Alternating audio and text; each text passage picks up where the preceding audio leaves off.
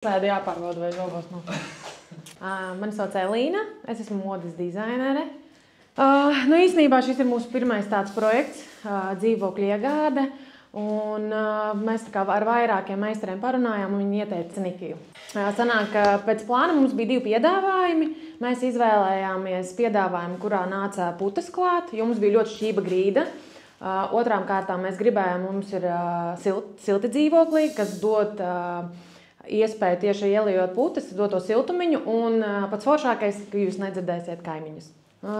Ātruma ziņā vispār super. Man likās, ka puiši bija ļoti ātri, viss notika pēc plāna.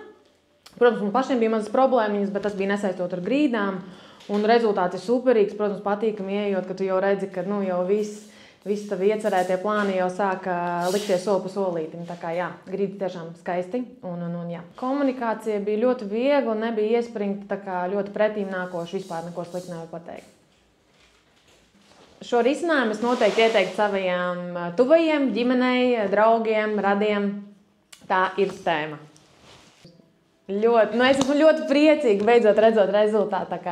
Kā jau minēju iepriekš, esmu ļoti apmierināta. Mēs ar to esam ļoti apmierināti.